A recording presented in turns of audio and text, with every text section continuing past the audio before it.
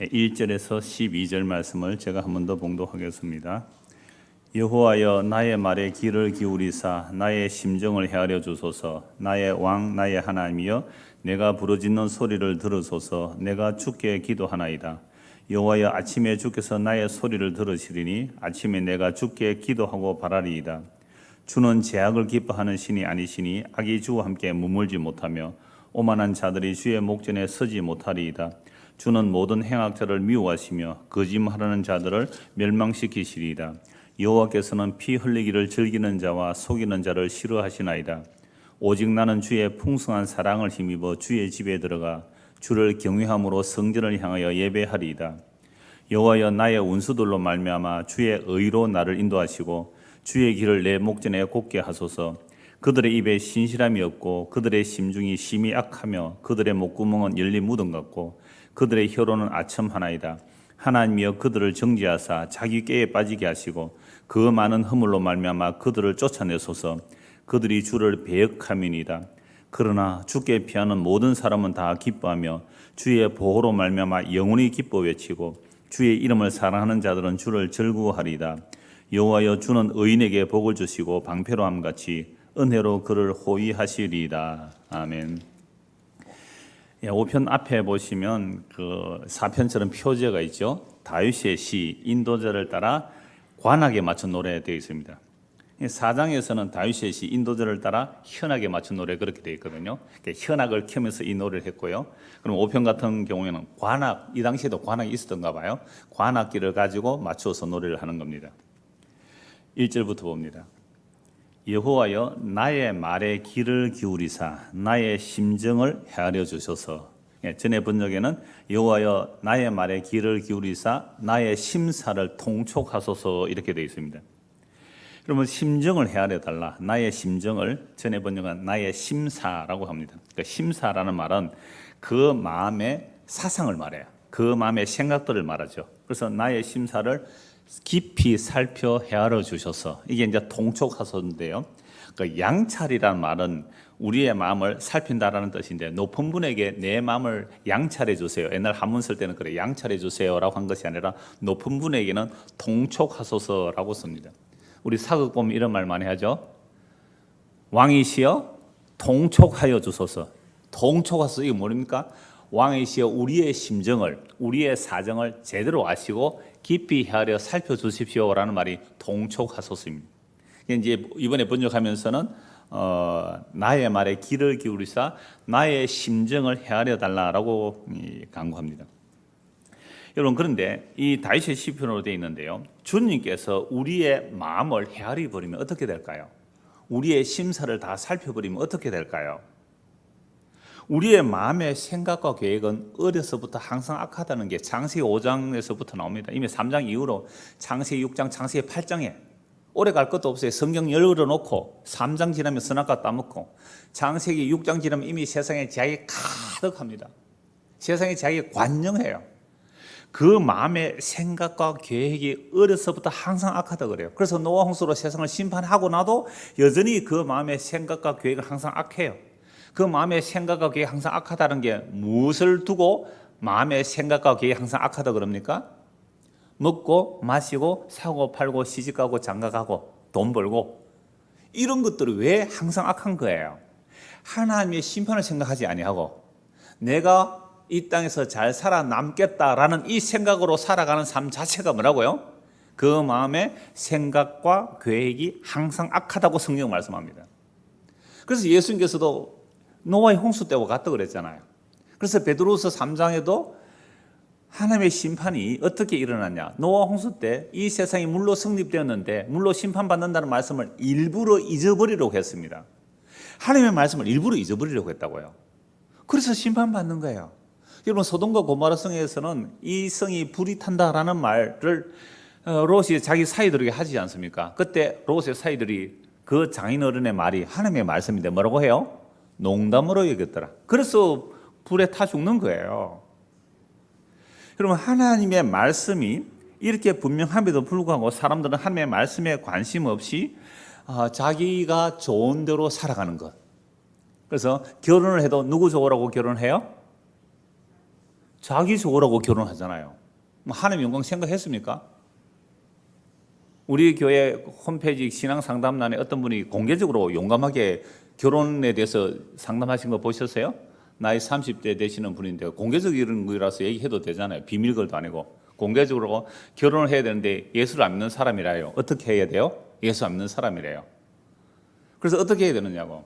결혼 하나 안 하나 우리는 자기 부인 되는 길로 갑니다 그랬거든요. 결혼 하나 안 하나 자기 부인 되는 길로 간다고 말씀드렸는데요. 그러니까 우리는요, 마음의 생각과 계획이 항상 악하다 그러니까 막 흉악한 죄를 짓고 살인하고 막 강도질하고 도둑질 이런 것만 자꾸만 마음의 생각과 계획이 항상 악하다. 그게 아니에요. 자기 좋은 대로 살아가기. 이게 타락이거든요.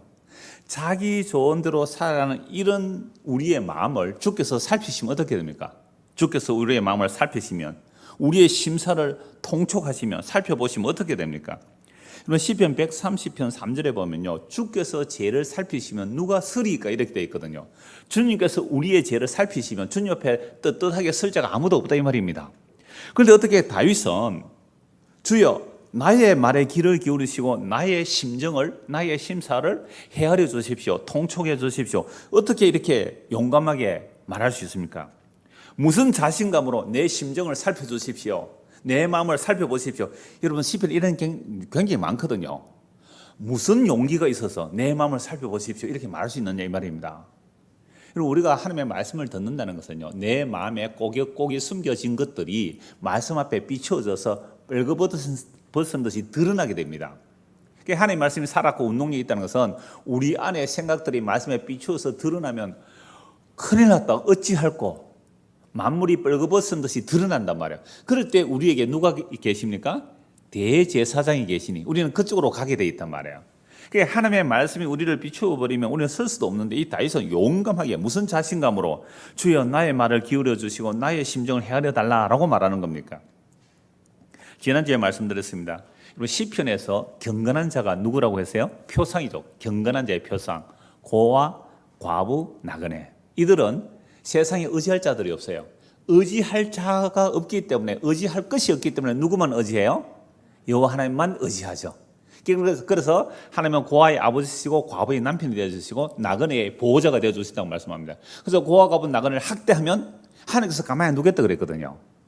이게 하나님의 긍휼과 자비가 넘치는 하나님이시란 말이에요. 그런데 또 하나의 경건한 자가 있다고 말씀드렸습니다. 어떤 사람입니까? 죄의 책망을 받고 회개하는 자, 이게 경건한 자예요. 나단 선지자가 다윗을 책망하니까 자기 죄를 알고 주여 나는 모태로부터 죄인입니다.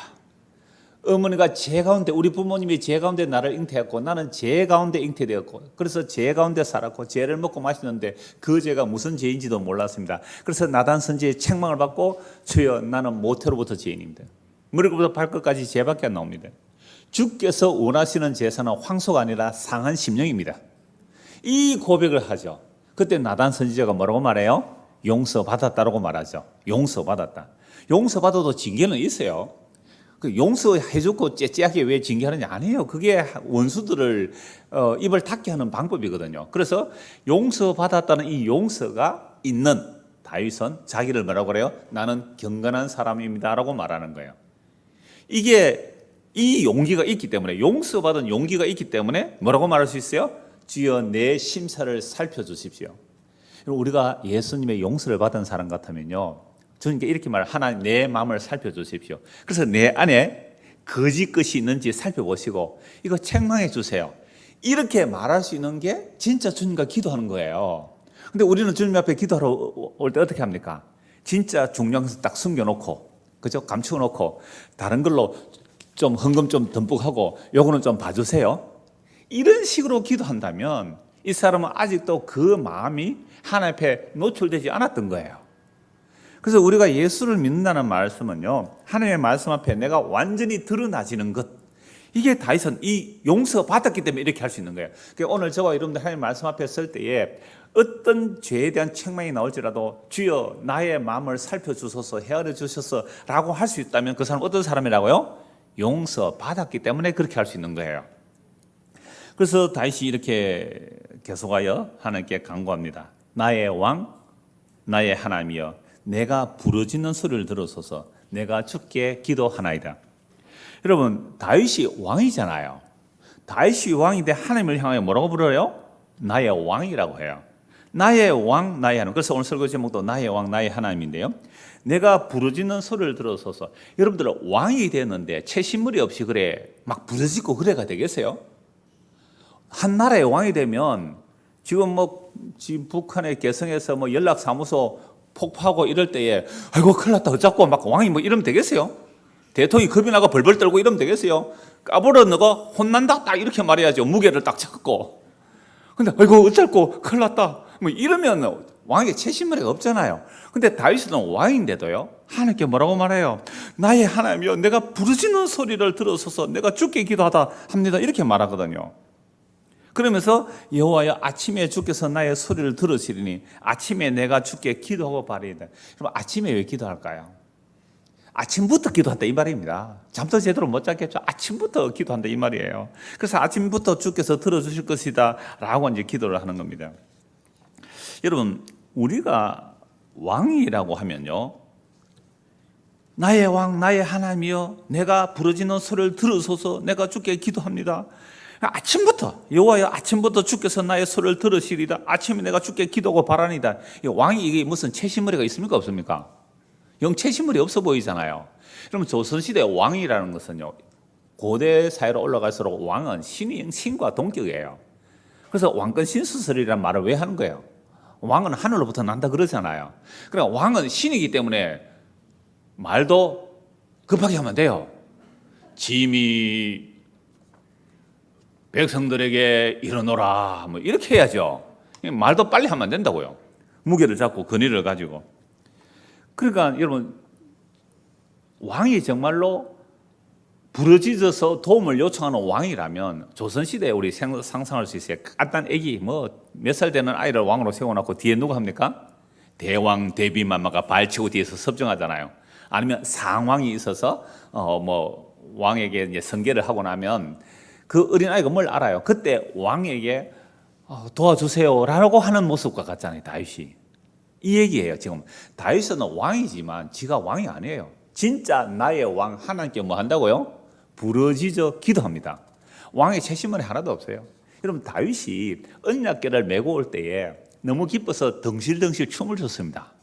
언약궤가 함께 하신다고. 처음에는 언약궤를 자기가 호위해 가려고 정병 3만 명을 동원해서 수레에 싣고 가다가 소가 뛰니까 우사가 언약궤 붙들다가 적사합니다. 그러니까 이 언약궤를 누가 모셔갈 수 있느냐, 화가 나가지고 그냥 오벳에돔 집에 갖다 맡겨버리잖아요.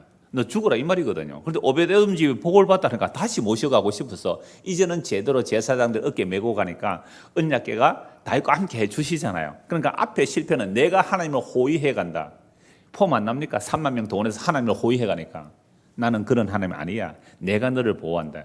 그래서 두 번째는 하나님의 언약궤 앞에 겸손히 에봇을 입고 제사장들이 메고 가거든요.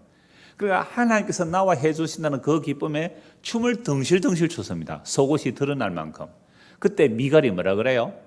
왕이 되었으면 좀 채신물이 있게 하지. 그 계집 종들 앞에서 그게 무슨 짓이냐고 이랬거든요. 그러니까 이 미갈은 용서받은 기쁨, 하나님이 언약이 나와 함께 해주신다는 것, 하나님의 약속이 나와 함께 하신다는 것, 이 기쁨을 모르는 자예요. 미갈은 용서받은 적이 없는 거예요. 용서받은 적이. 이게 얼마나 기뻤는지 미갈에게 그렇게 말해요. 당신은 나를 조롱하겠지만 나는 오히려 그 계집종들에게 칭찬을 받을 겁니다 라고 말해요. 나는 더욱 하나님 앞에 뛰놀겠습니다 라고 말했어요. 하나님 앞에 예배는 뭐예요? 기뻐서 뛰어노는 거란 말이에요. 뛰어노는 거. 그래서 이 다윗이 지금 왕이지만 나의 왕, 나의 하나님이여 라고 하면서 하나님께 부르짖는단 말이에요. 여러분, 세상에서 말하는 왕은요, 이런 모습이 전혀 아니에요. 왕이 권위를 가지고 백성을 다스려야 됩니다. 그래서 만약에 왕권에 도전하는 자들이 있으면 구족을 멸해버립니다. 자기 왕위를 지켜야 합니다. 이렇게 하면 왕이 뭐가 있어야 돼요? 힘이 있어야 돼요. 힘이 있으려면 왕이 뭐가 많아야 됩니까? 돈이 많아야 돼요. 왕이. 군대가 강해야 됩니다. 아내도 많아야 돼요. 그래서 정략 결혼해서 주변에 힘 있는 자들과 정략 결혼해서 왕권을 든든하게 하는 것. 이게 세상의 왕들입니다. 그런데 성경에서는요, 그런 왕을 세우지 말라고 말씀합니다. 그래서 성경은요, 왕이 없어도 되는 나라가 이스라엘 나라예요. 그래서 이스라엘 나라는 왕의 나라가 아니라 무슨 나라라 그랬어요? 제사장의 나라라 그랬습니다. 출애굽, 애굽에서 출애굽 시키는 때에 나는 너희를 제사장 나라로 삼으려고 제사장 나라 삼기 위해서 출애굽 시킨 거예요. 그러면 이스라엘 백성들 출애굽하고 나서 누가 없어도 돼요? 왕이 없어도 되는 나라예요. 그래서 여호수아가 죽고 모세가 죽고 여호수아가 후계자가 돼서 약속의 땅에 인도하여 드리죠. 그래서 여호수아가 죽을 때 후계자를 세우지 않습니다. 왜요? 약속의 땅에 왔으니 하나님께서 율법 주셨잖아요. 그 율법을 가지고 제사장만 말 들으면 왕 없어도 돼요. 그래서 사사시대 약 400년 동안 왕이 없었는데 문제는 사사기 읽어보면 왕이 없으므로 백성들이 자기 소견에 옳은 대로 행하였더라. 왕이 없었던 게 아니에요. 진짜 왕이 계시는데 눈에 보이지 않는 왕이에요.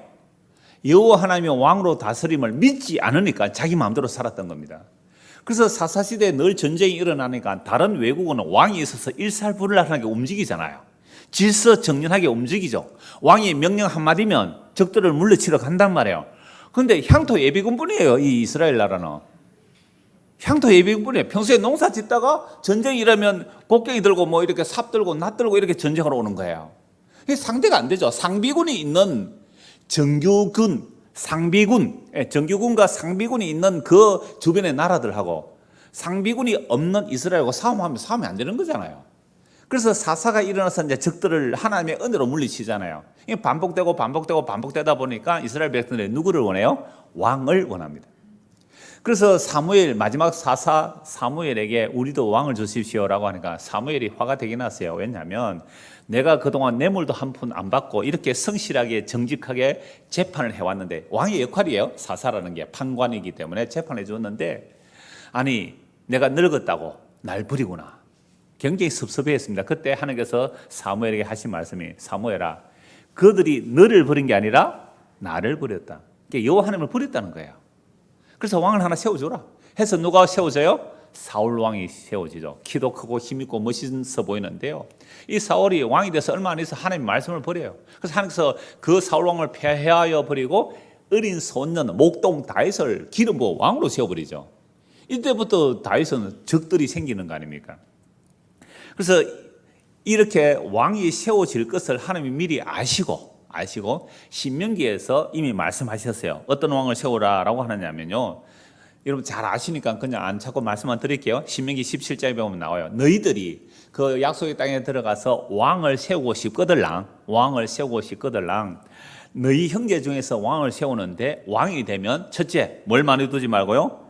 마병을 많이 두지 말래요. 말과 병거를 구하기 위해서 애굽으로 가지 말라 그래요. 아니 왕이 되는데 말과 병거가 없으면 어떻게 돼요? 마병을 많이 두지 말라. 두 번째는요. 은금을 많이 두지 말래요. 은금을 두지 말라. 또 아내를 많이 두지 말라. 이렇게 말합니다. 그래서 왕이 되는데 마병도 없고 돈도 없으면 무슨 왕이 힘이 있겠어요. 그러면서 아내를 많이 두는 것은 물론 정략 결혼을 해서 이런 그 솔로몬은요. 이걸 다 어기죠. 마병 많이 두잖아요. 솔로몬. 다윗은 아내면 한 10명 미만일 거예요. 다윗은. 후궁들까지 하면 상당히 좀 됩니다. 상당히 좀 되는데요. 그러니까 다윗은 아내를 그렇게 많이 안 두고 마병은 여호와께서 아브라함, 이삭, 야곱에 약속하신 그 땅을 차지하기 위해서 마병이 좀 많아졌죠. 다윗 시대에. 그런데 은금도 그렇게 많이 자기를 위해서 축적하지 않았어요. 그런데 솔로몬은 정반대로 갔습니다. 아내 1000명. 은금은 너무너무 많아서 은은 그냥 길바닥에 돌멩이처럼 취급받았잖아요. 그 다음에 마병이 얼마나 많았어요. 하나님의 말씀을 정령으로 반대했기 때문에 솔로몬 사후에 나라가 나눠지잖아요. 자, 그래서 이 다윗은 신명기 17장의 말씀대로 마병을 많이 두지 않았고 아내를 많이 두고 돈을 많이 두지 않았던 사람이에요. 솔로몬과 비교하면요. 그래서 또 이렇게 말씀합니다. 그가 왕위에 오르거든 율법서의 등사본을 레위 사람 제사장 앞에서 책에 기록하여 평생에 자기 옆에 두고 읽어 그의 하나님 여호와 경외하기를 배우며 이 율법의 모든 말과 이 규례를 지켜 행할 것이라. 그리하면 그의 마음이 그의 형제 위에 교만하지 아니하고 이 명령에서 떠나 좌로나 우로나 치우치지 아니하리니 이스라엘 중에서 그와 그의 자손이 왕위에 있는 날이 장구하리라. 그러니까 왕이 되었는데 보통 세상 나라 왕은 뭘 추구해요? 부국강병이잖아요. 부국강병. 나라가 강해도 말과 병거 많아야 돼요.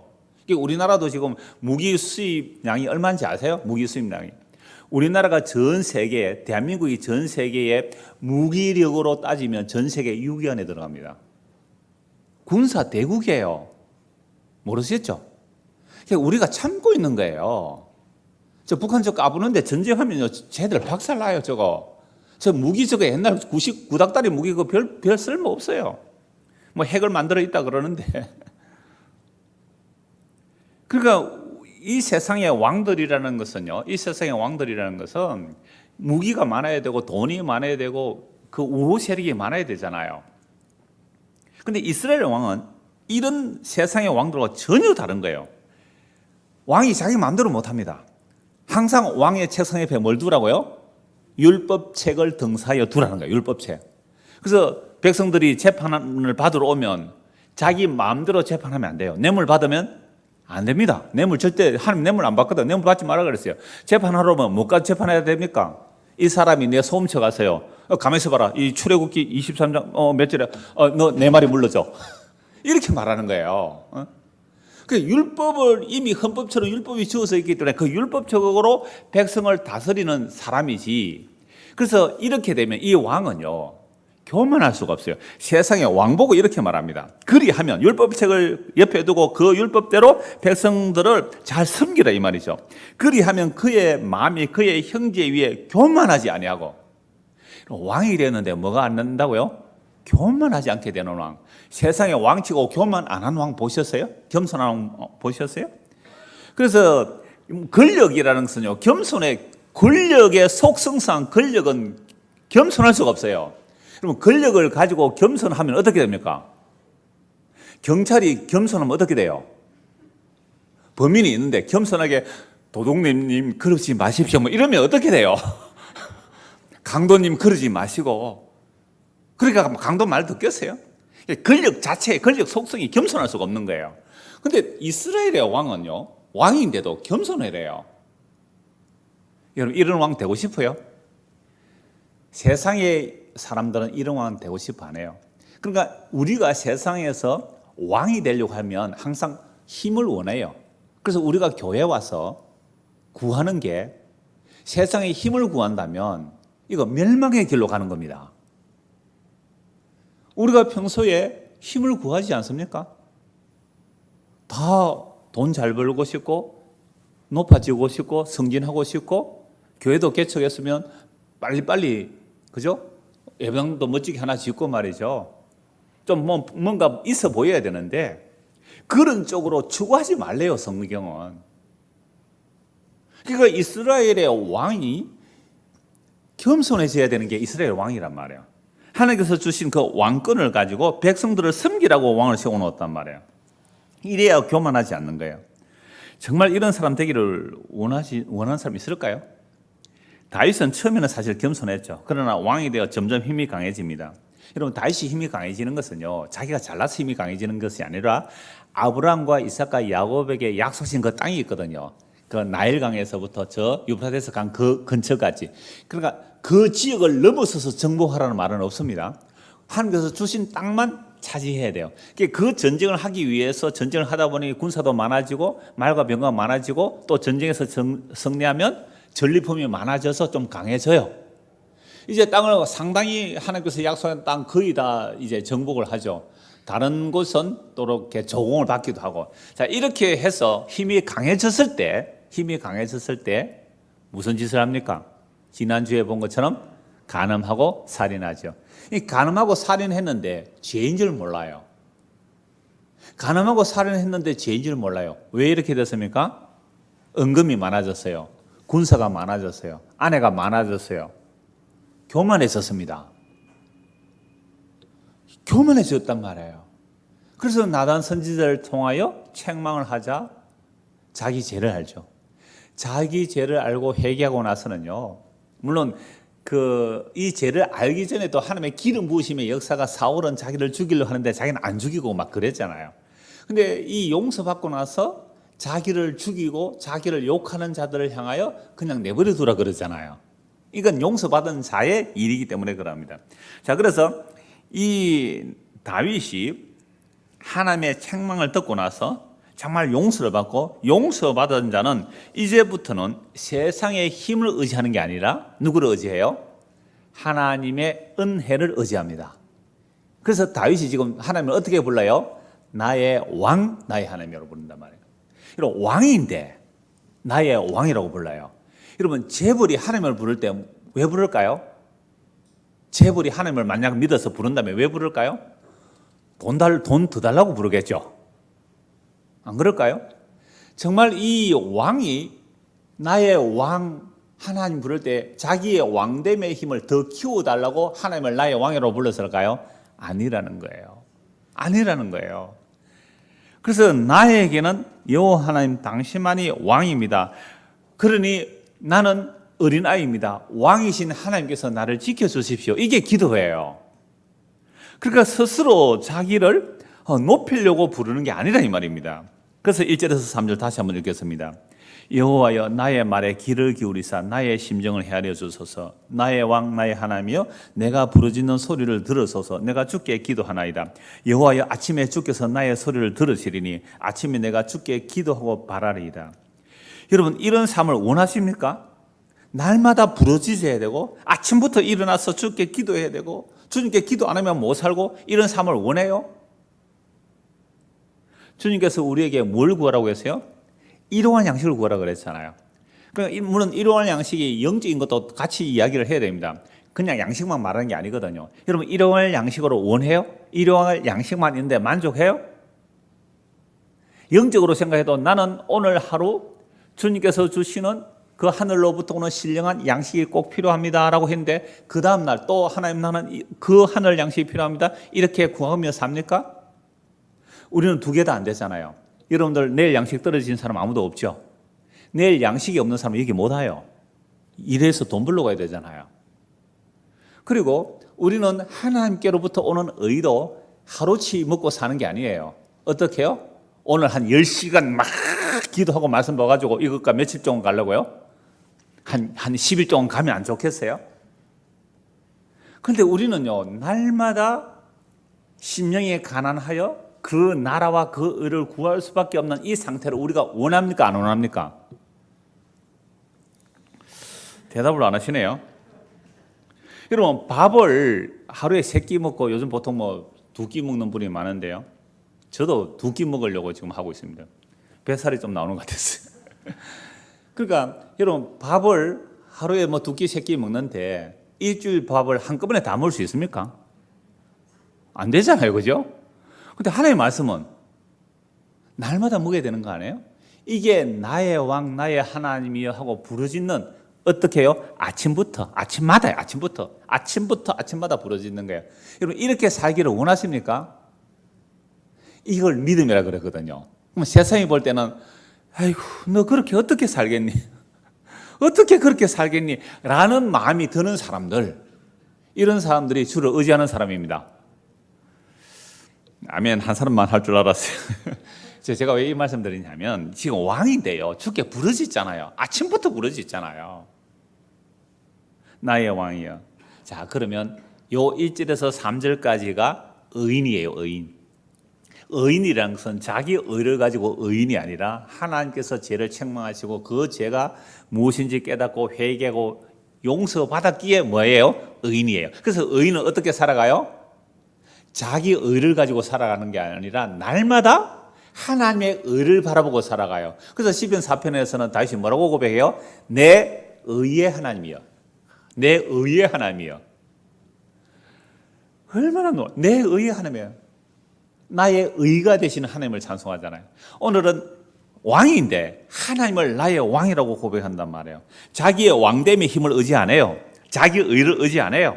어린아이같이, 갓난 어린아이같이 아빠라고 부르짖는 것처럼 아침마다 주께 기도하고 부르짖어 주님을 바라보고 주여 내 마음을 살펴주십시오 라고 기도하는 거예요. 이걸 성경은 의인이라 그래요. 자, 그러면 우리는 의인으로 살고 싶어요? 악인으로 살고 싶어요? 우리는 의인으로 살고 싶으면 날마다 일용할 양식밖에 안 줍니다. 그래도 의인으로 살고 싶어요? 날마다 하늘 양식을 하루치밖에 안 줘요. 매일매일 하나님 말씀 먹고 살아야 돼요. 한 달 못 갑니다. 그게 의인의 삶이에요. 이걸 무시로 기도하라. 나오나의 무시로가 아닙니다. 무시로 기도하라. 무시로 저를 의지하라. 옛날 성경 그래요. 요즘 뭐 어떻게 번역되는지 모르겠는데 옛날에 무시로 저를 의지하라. 시도 때도 없이 저를 의지하라. 이게 의인의 삶입니다. 그런데 악인은 어떻게 살까요? 악인은 하나님을 의지 안 하는 게 악인의 모습이에요. 그래서 4절입니다. 주는 죄악을 기뻐하는 신이 아니시니 악이 주와 함께 머물지 못하며 오만한 자들이 주의 목전에 서지 못하리이다. 주는 모든 행악자를 미워하시며 거짓말하는 자들을 멸망시키시리이다. 여호와께서는 피 흘리기를 즐기는 자와 속이는 자를 싫어하시나이다. 여기서 악인은 어떤 사람입니까? 악인이 하나님께서는 죄악을 기뻐하지 않고 악이 주와 함께 머물지 못한다고 악이 되어 있는 각조 보면 악인이, 그죠? 악인은 주님과 함께 머물지를 못해요. 왜 악인은 주님과 머물지 못할까요? 이 악이 무엇일까요? 밑에서 보면 오만한 자 되어 있죠. 악인은 오만한 자예요. 그러면 세상에 힘 있는 사람 치고 오만 안 한 사람이 거의 없어요. 제가 만나본 사람들이 대단한 힘 있는 사람이 없었기에 오만한 사람을 못 만났는데 여러분들 아마 세상에 힘 되게 많은 사람들을 만나면 오만한 거 느낄 거예요. 힘 있는 것만큼 오만하더라고요. 과장 오만하더라고요. 계장들이 보면 과장이 오만해요. 과장이 부장 보면 부장 오만하고요. 부장 위는 뭡니까? 여하튼 이사? 여하튼 계급이 높을수록, 지위가 높을수록 오만 안 하는 자가 없거든요. 그러니까 오만한 자들은 주를 의지를 안 해요. 자기 힘이 있는데 왜 주를 의지해요? 그러니까 이런 자들은 목전에 서지 못합니다. 주는 모든 행악자를 미워합니다. 거짓말하는 자들 주께서 멸망시킵니다. 피 흘리기를 즐기는 자, 속이는 자 하나님께서 싫어하세요. 근데 이걸 우리는 해석할 때에 윤리 도덕적으로 해석하면 안 됩니다. 물론 예수 믿는 사람이 속이고 또 피 흘리기를 즐기고 또 오만하고 거짓말하면 마땅히 안 되잖아요. 근데 이걸 윤리 도덕으로만 해버리면 방금 1절에서 3절까지 의인에 대한 해석이 안 된다 이 말이에요. 1절에서 3절은 주를 의지하는 자, 용서받은 자, 경건한 자 이런 자들을 말하는 거예요. 그러면 4절에서 6절까지 이 악한 자들은 누구예요? 단지 윤리 도덕적으로 해석하면 안 된다 그랬잖아요. 이 악한 자들은 누구예요? 자기 의를 가지고 하나님을 의지하지 않는 자, 이들이 악인들이에요. 그럼 이 악인들은 어떤 일을 하느냐? 이들은 오만한 자들이에요. 오만한 자들은 주의 목전에 서지 않는 거죠. 오만하니까 하나님을 의지 안 하는 거예요. 이게 오만입니다. 이게 근원적인 죄이죠. 주는 모든 행악자를 미워하시며 거짓말하는 자들을 멸망시키리라. 여러분, 거짓말하는 자가 뭐예요? 거짓말하는 자. 요한 1, 2, 3서에 보면 거짓말하는 자가 나와요. 누가 거짓말하는 자입니까? 예수가 그리스도임을 부인하는 자들이 거짓말하는 자고 적그리스도거든요. 여러분, 거짓말하는 자가 성경에서는 예수 안 믿는 사람을 뭐라고요? 거짓말하는 자라 그래요. 예수 믿으면 그걸 의라 그런단 말이에요. 이 거짓말하는 자. 그럼 피 흘리기를 즐기는 자. 여러분, 누가 피 흘리기를 즐기는 자예요? 카인이 아벨을 죽이잖아요. 하나님께서 받아주신 아벨을 죽이는 자, 그게 카인이에요. 카인은 하나님께서 받아주지 않아요. 받아주지 않으니까 하나님께서 받아준 아벨을 죽인단 말이에요. 이게 가인이에요. 이게 피 흘리기를 즐기는 자들입니다. 그래서 구약의 모든 아벨의 피로부터 스가랴의 피까지 이 시대가 담당하리라. 그 구약의 피 흘린 자들은 누구를 증거해요? 예수님을 증거하죠. 그래서 예수님께서 이 땅에서 피 흘리셨잖아요. 그 피 흘린 죄에 참여한 자들을 그들이 심판받는 거 아닙니까? 피 흘리기를 저거하는 자. 그래서 이 세상에 멸망하는 이유는요, 핵폭탄 때문에 망하는 게 아니라 의인의 피를 흘렸기 때문에 멸망해요. 그 의인의 피가 누구예요? 예수 그리스도의 피가 흘렸어요. 그래서 바벨론이 멸망하는 거, 요한계시록에서 그 바벨론이 멸망할 때 그 성 안에 의인의 피가 있다 그렇게 말합니다. 이 세상에 멸망하는 딱 그거예요. 그렇다면 오늘 저와 여러분들은 뭘 구해야 되겠습니까? 부국 강병과 은금이 많은가, 아내가 많은 것과 그 백그라운드가 좋은 것, 이걸 구하는 것이 아니라 이 다윗이 가난한 심령으로 그 의를 구하고 나의 왕이시여, 내가 아침부터 부르짖나이다. 통초가 서서 나를 살펴주소서. 악인들이, 수많은 악인들이 나를 넘어뜨리려고 합니다. 그럼 이 악인들은 방금 말씀드렸잖아요. 하나님의 의를 의지하지 않고 자기 의를 의지하는 자들이 이 다윗을 무너뜨리려고 하는 거예요. 그래서 악인들의 모습들은요, 항상 이렇게 나옵니다. 그래서 이 악인들은 자기 힘을 의지하기 때문에 주를 의지하지 않는 자들, 이거 전부 성경은 악이라 그래요. 이게 바로 오만한 자라 그럽니다. 7절 보십시오. 오직 나는 주의 풍성한 사랑을 힘입어 주의 집에 들어가 주를 경외함으로 성전을 향하여 예배하리되. 그런데 악인들은 어디에 안 가요? 성전에 들어가서 경배 안 하겠죠. 왜요? 이들은 자기 힘이 있으니까. 다윗은 왕이지만 나의 왕 하나님이여 하고 아침부터 주께 부르짖고 의지하지요. 근데 이 오만한 자들, 피 흘리기를 저기하는 자들, 거짓말하는 자들, 이 죄인들은 하나님께 예배를 안 해요. 그래서 7절, 그러나 오직 나는 주의 풍성한 사랑을 힘입어 주의 집에 들어가 주를 경외함으로 성전을 향하여 예배하겠습니다 라고 말하잖아요. 그러면 이 다윗이 지금 주의 집에 들어가 주를 경외함으로 예배하겠다라는 것은 무엇을 힘입어 이렇게 되었습니까? 주의 풍성한 사랑을 힘입어 이렇게 되어 있죠. 그러면 악인들은 이 주의 집에 와서 여호와를 향하여 경배 안 한다 이 말이에요. 자, 그렇다면 오늘 저와 여러분에게 한번 적용해 볼까요? 우리는 이 코로나 바이러스가 이렇게 창궐하는 때에도 우리는 어디에 와서요? 주의 집에 들어와. 주의 집은 아닌다고 성도가 모였으니까 예를 들어서 예배당에 와서 주를 경외하며 성전에서 예배합니다 라고 한다면 이거 뭐가 되는 거예요? 악인이 되는 거예요. 그건 악인이에요. 믿음이 없어서 말해서 예배도 안 오고 이렇게 말하는 사람이 있다면 그 사람은 악인이 되는 거예요. 왜요? 그 사람은 뭘 경험하지 못한 거예요? 주의 풍성한 사랑을 힘입지 못했기 때문에 그런 말 하는 거예요. 오늘 저와 여러분이 정말 주의 풍성한 사랑을 힘입어서 오늘 여기 나왔다면 어떻게 나 같은 죄인이 예배할 수 있습니까? 라는 감사가 나오는 것이지. 야, 오늘 그 집사 안 보이네? 그 장로 안 보이네? 이렇게 말할 수 없는 거예요. 그래서 다음 주 수요일 날 제가 안 보이시더걸랑 아이고 목사가 돼가지고 수요일에 예배도 안 오나 이러지 마시고 오늘 말씀을 다시 묵상해 보시기 바랍니다.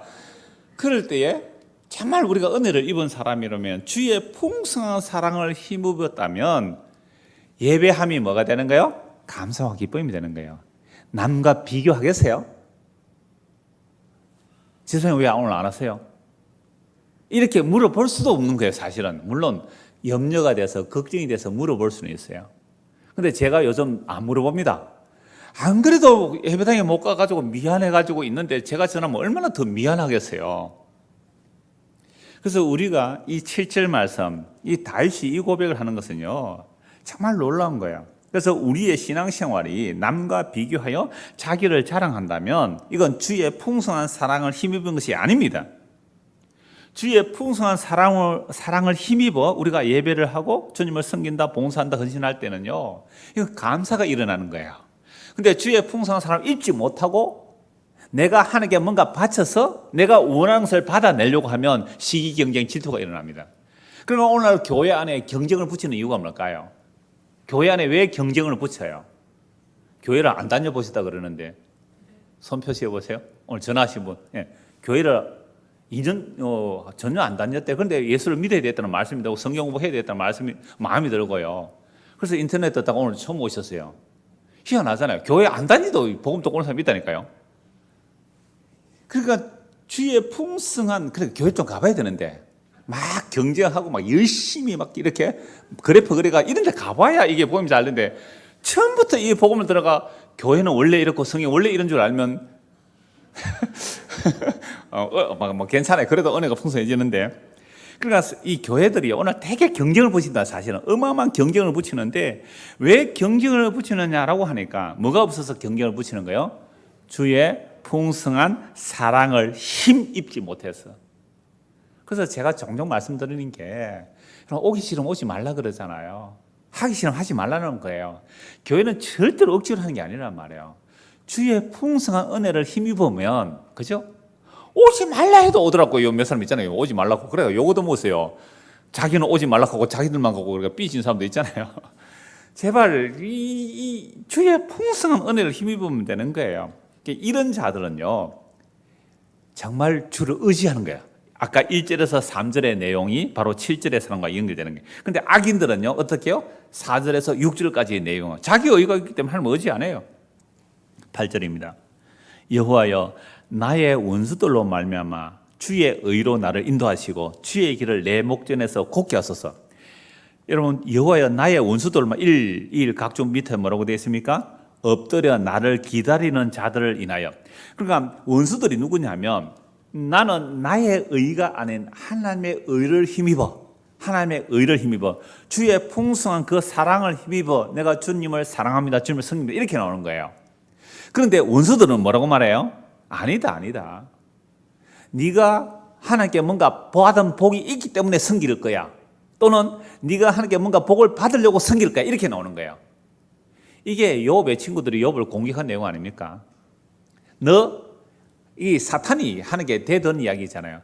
하나님, 저 욥이 하나님께서 복을 줬기 때문에 하나님을 잘 섬기지, 저 복 다 뺏어가면 하나님 안 섬기고 욕할 겁니다. 이게 사탄의 이야기거든요. 그러니까 이 다윗의 원수들이 누구냐? 다윗은 하나님의 풍성한 사랑을 힘입어, 그 용서를 힘입어 주님을 사랑하는데 그 원수들은 딱 엎드려 가지고 어떻게 하면 다윗을 무너뜨릴까 호시탐탐 노리고 있는 거잖아요. 그래서 다윗이 뭐라고 기도해요? 그 원수들 때문에 주의 의로 나를 인도하시고 주의 길을 내 목전에서 걷게 해주십시오. 원수들은 인과율입니다. 인간의 공격주의란 말이에요. 그 원수들 때문에 주님의 의로 나를 인도해 주십시오라고 말하는 거예요. 그럼 원수들은 누구 의 믿겠어요? 자기의 의를 믿어요. 자기의 행함을 믿어요. 이게 원수들이에요. 그래서 로마서 10장에 보면 하나님의 의를 모르고 자기 의를 세우려고 열심히 하나님의 의에 복종하지 않았다는 거죠. 이게 원래 바울이 그랬던 사람이잖아요. 바울이 그랬던 사람이에요. 좀 이따 로마서 한번 더 찾아보겠습니다. 그래서 주의 길을 내 목전에서 걷게 해주십시오. 누구 때문에? 그 원수들로 인하여. 그러니까 우리가 원수들에게 안 넘어가려면, 우리 주변에 원수가 있단 말이에요. 그 원수들에게 안 넘어가려면 어떻게 해야 돼요? 어떻게? 주의 의로 나를 인도해 주십시오, 이렇게 말해야 돼요. 주의 의로. 그게 시편 4편에서 내 의의 하나님이여라고 한 거예요. 그럼 내 의의 하나님이라는 것은 나는 뭐가 없다? 의가 하나도 없다는 말 아니에요. 의가 없다. 그래서 예수님을 믿음으로 의롭다고 받는 이 의의 하나님, 나는 왕이 아니라 이 말이에요. 제가 종종 말씀드리잖아요. 우리는 모두가 왕이라고요. 내가 권력이 없어서 요만큼 왕권을 누리고 살죠. 내가 권력이 높아지면 아까 과장 부장 한 얘기가 그래요. 과장만큼 왕이 된 거예요. 부장만큼 왕이 된 거예요. 교인이 10명 같으면 10명만큼 왕이 되는 거예요. 목사가 교인 100명 되면 100명만큼 왕이 되는 거잖아요. 근데 성경은 전혀 반대잖아요. 왕이 되어서 교만하지 않고 섬기라고 그랬잖아요. 그래서 예수님 이렇게 말씀하시죠. 세상의 높은 자들은 굴림하고 억압하고 다스리는 갑질하는 높은 자라면 하나님의 나라는 높은 자가 낮은 자를 섬기는 나라다. 여러분, 가장 높으신 하나님이 사람이 되셔서 십자가에 죽기까지 섬겨주신 나라가 무슨 나라예요? 하나님의 나라잖아요. 그럼 우리가 하나님의 나라 백성이라면서 왜 세상에 은금을 구하고 마병을 구하고 아내를 많이 두어서 자기 힘을 과시하려고 하는 그런 걸 구하느냐 말이에요. 이게 누구예요? 자기 의를 의지하는 악인들의 길입니다. 그런데 이걸 세상은 복이라 그러잖아요. 그러면 세상은 복이라면 교회에서는 그거 복 아니에요. 그거 복 아니에요라고 해야 될 교회마저 그걸 복이라고 한다면 이 교회가 바벨론 정신에 사로잡혀 있기 때문에 그런 소리를 하는 거예요. 멸망할 바벨론 정신에 사로잡혔기 때문에 성경대로 말 못한 거예요. 그러니까 얼마나 이게 전하는 자나 듣는 자나 함께 멸망의 길로 가느냐 이 말입니다. 그래서 그 원수들로 인하여 나를 주의 의로 인도해 주시고 주의 길을 내 목전에서 곧게 해 주십시오. 다른 나의 의에 빠지지 않게 해 주십시오라고 말하는 겁니다. 그래서 악인의 모습이 어떻습니까? 9절. 그들의 입에는 신실함이 없고 하나님의 약속에 대한 믿음이 없다 이 말입니다. 세상의 윤리도덕적 신실함 차원이 달라요. 세상에서 여러분 신실하게 사시는 건 마땅하지만 여기서 그들의 입에 신실함이 없다는 것은 하나님의 약속에 대한 믿음이 없는 거예요. 그들의 심중이 심히 악하여 그들의 목구멍은 열린 무덤 같고 그들의 혀로는 아첨합니다. 여러분, 목구멍이 뭐라고요? 열린 무덤이래요. 이스라엘의 무덤은 그냥 돌무덤을 해놓으면 시체를 안 취하거든요. 그 돌무덤을 열어버리면 시체 썩은 냄새가 밖으로 다 나오게 돼 있어요. 우리처럼 관에 넣어서 못을 치고 흙까지 묻어버리면 냄새 안 나잖아요. 썩어도. 근데 이스라엘 무덤이 열리면 시체 냄새가 나요. 그러니까 사람의 목구멍이 열린 무덤이라는 것은 사람 속에 뭐가 있다는 거예요? 더러운 것만 가득하다, 악만 가득하다, 그 심중이 심히 악하다. 우리 마음의 생각이 항상 악하다는 얘기가 여기에 함축되어 있어요. 그래서 우리 목구멍이 열린 무덤이다, 이 말을 바울 사도가 이 말씀을 그대로 인용을 해요. 그래서 로마서 3장에 보면 이 말씀을 그대로 인용하고 있는데요. 한번 찾아봅시다. 로마서 3장. 로마서 3장입니다.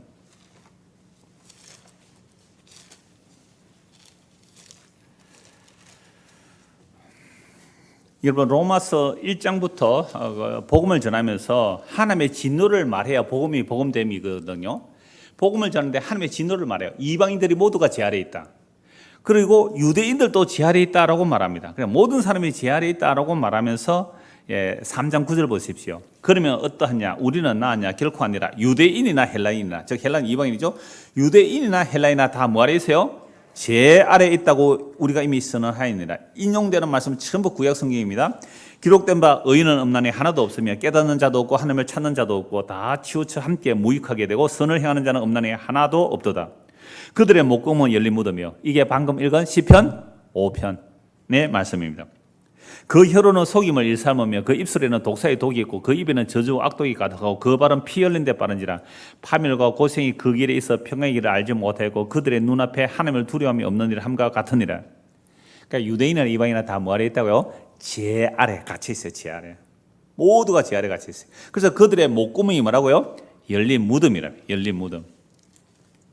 이게 방금 시편 5편 9절에서 나온 말씀이에요. 그래서 하나님이요 그들을 정죄하사 자기 꾀에 빠지게 하시고, 이 자기 꾀에 빠지는 게 뭐예요? 자기 의에 빠지는 겁니다. 자기 꾀에 빠지게 하시고 그 많은 허물로 말미암아 그들을 쫓아내소서 그들이 주를 배역함이니다라고 말합니다. 결국 이 시편 5편에서 말하는 악인들은 하나님의 의를 의지하지 않는 자, 하나님의 풍성한 사랑을 힘입지 못한 자들은 자기의 의를 붙들고 가는 자들입니다. 그들은 결국 심판받는다는 말씀이죠. 그래서 이들을 의롭다 하시는 의가 뭔지를 방금 우리 로마서 3장 찾았는데요. 19절 한 번 더 보십시오. 로마서 3장 19절입니다. 우리가 알거니와 무릇 율법이 말하는 바는 율법 아래 있는 자들에게 말하는 것이니 이는 모든 입을 막고 온 세상으로 하나님의 심판 아래 있게 하려 함이라. 율법을 왜 주셨습니까? 모든 입을 막아버리고 온 세상으로 하나님의 심판 아래 있게 하려고 율법을 주셨는데, 이 율법을 받은 자들이 맹인이에요. 율법을 받은 자들이 맹인이라서 그 율법 받은 것을 껍데기로 지키면서 자기들은 율법을 지켜서 의롭다라고 하는 거예요. 이게 바로 심판과 지 아래 갇혀 있는 것을, 심판 아래 지 아래 가두기 위해서 율법을 주는데 이걸 오해한 거죠. 완전히. 그러니까 이게 맹인이란 말이죠. 맹인이 율법을 받으니까 이 모양입니다. 그러므로 율법의 행위로 그의 앞에 의롭다 하심을 얻을 육체가 없나니 율법으로는 죄를 깨달음이라. 이제는 율법 외에 하나님의 한 의가 나타났으니 율법과 선지자들에게 증거를 받은 것이라. 곧 예수 그리스도를 믿음으로 말미암아 모든 믿는 자에게는 미치는 하나님의 의인이 차별이 없느니라. 그러니까 우리 목구멍이 열린 무덤이라는 이 시편 5편의 말씀만이 아니라 구약 모든 성경이 인간의 죄가 어떠함을 드러내고 그 죄를 드러내는 역할을 무엇이 해요? 율법이 하고 있죠. 그래서 율법이 모든 사람을 죄 아래 가두어 버리는 이유가 뭘까요? 의란 인간의 율법 지킴이나 선행이나 도덕이나 어떤 행위로 의가 나오는 게 아니고 예수 그리스도의 십자가의 피를 덧입음으로 의롭다함을 받는다는 것을 보여주기 위해서 율법을 주신 겁니다. 그래서 율법 오기 전에 아브라함이 하나님을 믿음에 그 믿음을 의로 여겼잖아요. 그래서 일한 것이 없이 의롭다함을 믿는 자들에게 하나님께서 의가 되시는 거죠. 이게 아브라함과 다윗이 받은 복이란 말입니다. 그래서 이제는 율법 외에 하나님의 한 의가 나타났는데 율법과 선지자들에게 증거를 받은 것이라. 시편이 또한 증거하는 내용입니다. 곧 예수 그리스도를 믿음으로 말미암아 모든 믿는 자에게 미치는 하나님의 의인이 차별이 없느니라. 모든 사람이 죄를 범하였으며 하나님의 영광에 이르지 못하더니 그리스도 예수 안에는 성령으로 말미암아 하나님의 은혜로 가업 없이 의롭다 하심을 얻은 자 되었느니라. 이 예수를 하나님이 그의 피로써 믿음으로 말미암는 화목제물로 세우셨으니 이는 하나님께서 길이 참으시는 중에 전에 지은 죄를 간과하심으로 자기의 의로우심을 나타내려 하심이니 곧 이때에 자기의 의로우심을 나타내서 자기도 의로우시며 또한 예수 믿는 자를 의롭다 하라 하심이라. 그런즉 자랑할 때가 어디에 있느냐? 있을 수가 없느니라. 무슨 법으로느냐? 행위로냐? 아니라 오직 믿음의 법으로니라. 여러분, 이게 지금 다윗이 그리스도의 영이 임하여 미리 구약에서 예언해 놓은 이야기가 시편이에요. 이걸 바울 사도가 로마서에서 지금 풀어서 쓰고 있는 거예요. 자, 그러면 의는 누구예요? 자기 의가 없음을 알고 죄에 대한 책망을 받고 회개하고 예수를 믿는 자들, 이게 다윗이 받은 의라는 복을 받은 거예요. 이 복을 받았기에 이제는 뭘 의지하네요? 악인들이 의지하는 힘을 의지하지 않아요. 악인들이 의지하는 돈을 의지하지 않고요. 악인들이 의지하는 세상의 힘을 자기의 힘으로 삼지 않아요. 그래서 왕이면서도 뭐라고 해요? 나의 왕이시여, 나의 왕이시여, 나의 하나님이시여라고 부른단 말이에요. 이제 결론입니다. 11절 보십시오. 시편 5편 11절. 그러나 주께 피하는 모든 사람은, 왜 주께 피해야 돼요? 주께 피하면 뭘 줍니까? 돈 줍니까? 권력 줍니까? 아내 많이 줍니까? 교회 부흥시켜 줍니까? 뭘 해줍니까? 주께 피하는 자. 의롭다함을 받는 거잖아요. 의롭다함을 누가 대신 죽음으로, 예수 그리스도께서 대신 죽음으로 의롭다함을 받는 이 복, 이게 주께 피하는 자들의 복이에요. 그럼 누가 주께 피하여 들어갈까요? 예수 그리스도의 핏뿌림으로 의롭다함을 받는다는 것을 알고 주께 피하여 들어가는 자들은 뭘 알아야만 그리로 피하여 가게 됩니까? 자기 죄가 없다함을 아는 자들만이 주께 피하여 들어가는 거죠. 유월절 어린 양의 피 아래 있을 때 죽음의 사자가 넘어가는 것처럼 예수 그리스도의 보혈 안에 피하여 들어가는 자들은 자기 죄가 없다함을 아는 자들만이 주께 피하여 가는 자들입니다. 그런데 우리는 주께 피하여 들어간다고 하면서 세상의 어떤 것들로 피하여 들어간다고요? 아니요. 여러분, 예수 믿어도요, 마스크 안 쓰고요, 그 접촉자하고 가서 막 이렇게 이야기하면 감염됩니다. 주께 피한다고 뭐 병이 안 옵니까? 주께 피한다고 뭐 안 죽습니까? 여러분, 죄가 있는 자들은 주께 피하는 거예요. 그래서 진짜 죄가 용서받은 자는 주께 피하기 때문에 모든 사람은 뭐예요? 기뻐하며 주의 보호로 말미암아 영원히 기뻐 외친다는 거예요. 여러분, 이건 성령이 임하여 자기 죄가 어떠한지를 알고, 주여 나는 모태로부터 죄인입니다, 주여 피 흘림에 대해서 나를 용서하소서 라고 부르짖어 회개했을 때 주께서 그 죄를 용서하셨어요. 주께서 원하시는 제사는 상한 심령이군요.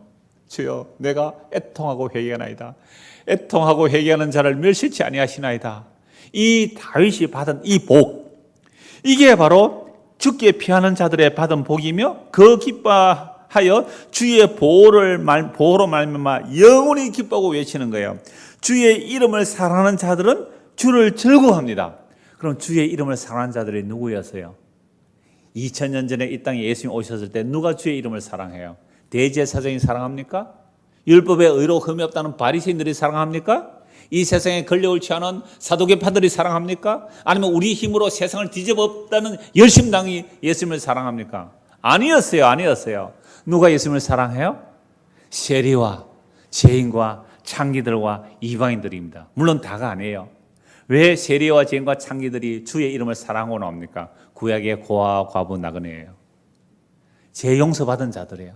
이들은 주의 이름을 사랑하고 주의 이름을 사랑해서 주를 즐거워하면서 주께 나오는 겁니다. 그때 여호와여, 주는 의인에게 복을 주시고 믿음으로 의롭다는 받은 자들에게 복을 주시는데 방패로 함같이 은혜로 그를 호위해 가세요. 하나님께서 우리를 뭐로 호위해 간다고요? 은혜로 호위해 갑니다. 말과 병거로 호위 안 해갑니다. 돈으로 우리를 호위해 가는 거 아닙니다. 건강으로 우리를 호위해 가는 거 아닙니다. 지금 코로나 때문에 막 이렇게 방송에서 나오는 거 보면 나를 위해서 기도하자, 돌아가면서 큰 교회당 유명한 목사들이 나와서 막 산문설교 이런 걸 하더라고요. 낮아졌지만 올라갈 거예요. 지금 교인이 약해지면 올라갈 거예요. 경제가 약해지면 올라갈 거예요. 전부 이런 걸 위로하더라고요. 그게 하나님께서 호위하는 거예요? 아니요. 때로는 우리가 헛된 것을 붙들고 있으면 그걸 무너뜨려서라도 낮춰서라도 은혜로 호위해 갑니다. 이게 아브라함이 받은 복이에요. 그래서 아브라함이 이렇게 말씀합니다. 내가 너의 방패요, 내가 너의 지극히 큰 상급이라 그랬어요. 하나님 자신이 방패가 되시고 하나님 자신이 상이 되어 주세요. 그분이 누구예요? 예수 그리스도. 예수 그리스도가 우리에게 오셔서 자기 피로서 우리를 의롭다 하시고, 이게 바로 8절에 주의 의로 나를 인도해 달라는 거예요. 원수들로 말미암아 주의 의로 인도해 달라. 이 십자의 사랑이 7절에 오직 나는 주의 풍성한 사랑을 힘입어 주의 집에 들어가 주의 보호 아래 살겠습니다. 주의 방패 아래 살겠습니다. 그 보혈의 능력 안에 살겠습니다. 은혜로 그를 호위하십니다. 이게 바로 예수 믿는 자들의 찬송이며 기도입니다. 그래서 오늘 저와 여러분들이 세상이 볼 때는 정말 그리끼고 미련하게 보이는 그 십자가가 아브라함과 다윗에게 방패와 상급이 되었듯이 예수의 십자가가 우리에게는 영생이며 우리의 보호가 되시며 우리의 방패가 되시고 은혜로 우리를 호위하고 있습니다. 그러므로 이런 자들은 예수님을 향하여 예수님, 당신이 나의 의가 됩니다. 예수님, 당신이 나의 왕이십니다. 이렇게 고백하는 자들은 주의 의로 인하여 기뻐하고 즐거워하는 자들입니다. 이런 자들은 이렇게 찬양하죠. 오직 나는 주의 풍성한 사랑을 힘입어 주의 집에 들어가 주를 경외함으로 성전을 향하여 예배하리이다. 이 풍성한 사랑이 저와 여러분에게 임하기를 간절히 소원합니다. 기도하겠습니다. 하나님 아버지, 의인이 무엇이며 악인이 무엇인지 말씀을 살펴보았습니다. 주의 성령의 역사로 우리의 죄가 어떠함을 알면 정말 주의 풍성한 은혜 외에는 소망이 없다고, 주님을 나의 의라고, 주님을 나의 왕이라고 부르게 됩니다. 이 은혜를 우리에게 허락하셔서 우리의 죄를 용서하시고 우리의 방패가 되시고 은혜로 호위해 가시며 영원한 생명을 주신 그 주님으로 인하여 지금부터 영원히 즐거워하고 기뻐하며 그 날개 아래 거하며 살기를 소원하는 주의 모든 백성들 위해 지금부터 영원토록 함께하여 주시옵소서. 예수 그리스도 이름 받들어 기도드리옵나이다. 아멘. 자, 이렇게 기도하고 들어가겠습니다.